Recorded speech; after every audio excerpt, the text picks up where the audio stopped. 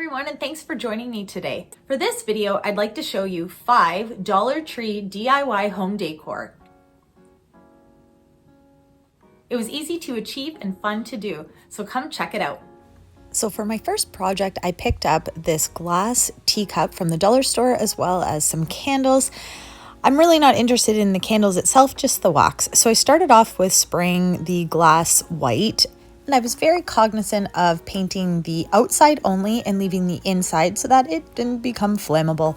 So next I just grabbed these paper napkins that I absolutely love and wanted that pattern. So I just removed the backing so that I just had the image. And then when you're Mod Podging items, it's best to cut out the pieces and add them strategically. So you can see that I did cut them out, these flowers. And then I went ahead and grabbed some Mod Podge from Dollar Tree and started to place my flowers where I want it. And the key is to make sure you add the glue first, then place your image or your picture that you are gluing down, and then start coating it. So if you see you need to be really careful, it will start to rip. So I had to be really soft with my paintbrush and that glue. And then this really probably isn't the proper way of doing it, but I wanted that yellow, that kind of shabby chic look. And so I just placed the entire thing over. I mean, I could have just used yellow paint. That probably would have done the trick too, but I was able to Mod Podge the entire item and then cut it and start to glue down some pieces. And again, I was trying to make sure too much glue wasn't in the inside. And now we have the first part. So this next budget-friendly hack is a way to get wax without having to spend the money on the kit. And so I just picked up these candles, melted them with the water, and then I could even use the wick from one of the candles, and I didn't actually have to spend money on buying a new kit.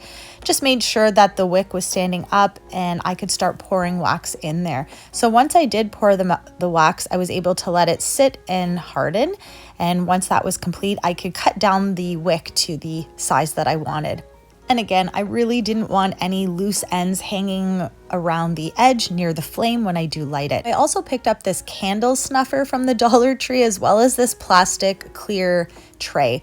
Now, I'm really going for more of a wood looking tray so that I can display my candles. So I grabbed these craft cubes and I went ahead and spray painted again with that white.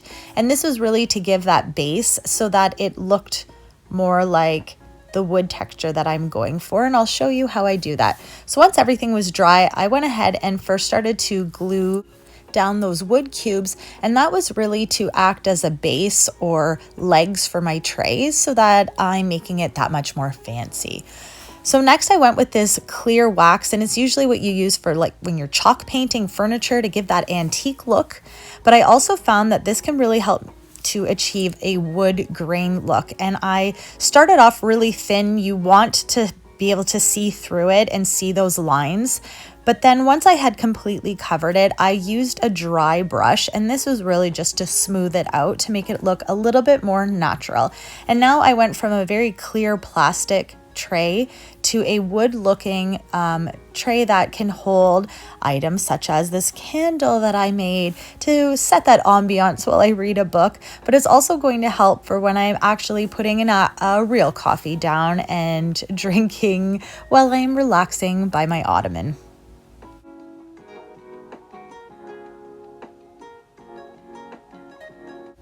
So the next project from the Dollar Tree, I went searching through the kitchenware and I found these dishes. I'm absolutely obsessed with the blue and white, and I'm also using that candle holder that I had used from the last project. Now that it's empty, I can use it, and I did choose to keep that plastic on the top, and really it was just for added height. So I did use a glue gun, but I would actually recommend like Gorilla Glue, Super Glue, just to make sure it's extra secure for when you need it.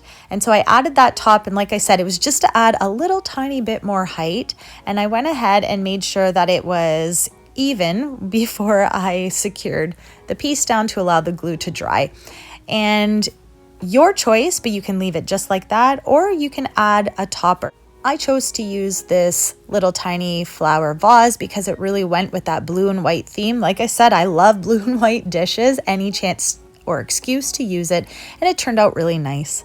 So the next project was using these clear glass picture frames as well as some fake flowers. And I was trying to go with that dried flowers pressed in a book, flattened in a picture frame kind of look. And so I thought I would just try, I know it's fake, but just try to flatten a little bit in a book.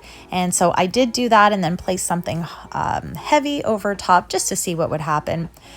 So next, really the simple thing is I'm just taking apart the glass. Now, ideally, if this was a real flower and it was pressed flat, you would use both pieces, but because these are fake flowers and really they didn't flatten that much, I did have to take out the back of the glass and only use the front.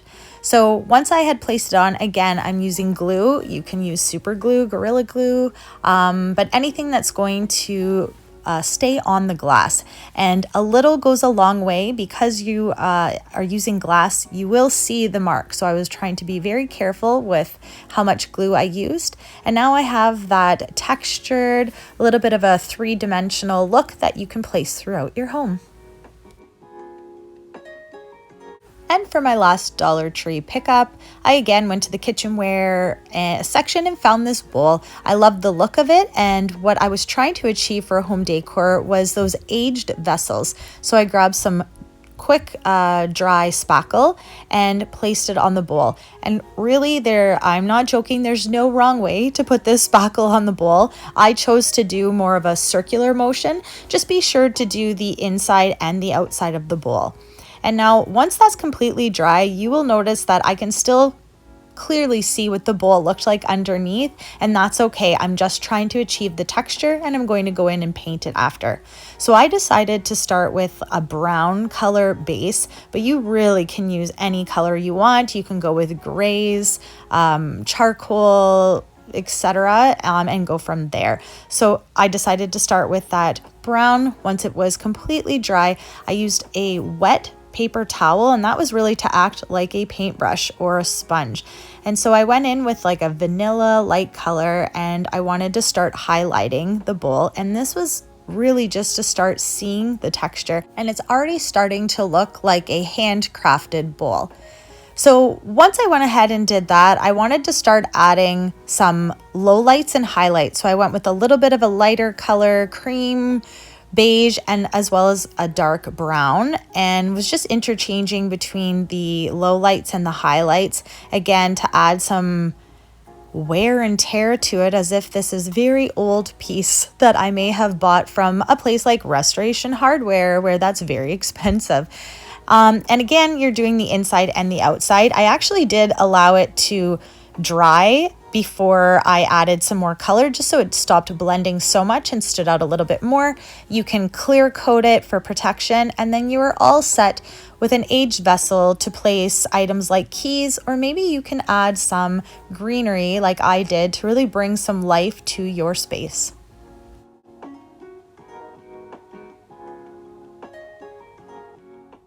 So I hope these ideas have helped to inspire you to try this out in your own home. If you'd like to see more videos like this, please consider liking and subscribing. It always helps to grow my channel. Until next time, I hope this has helped you to stay inspired.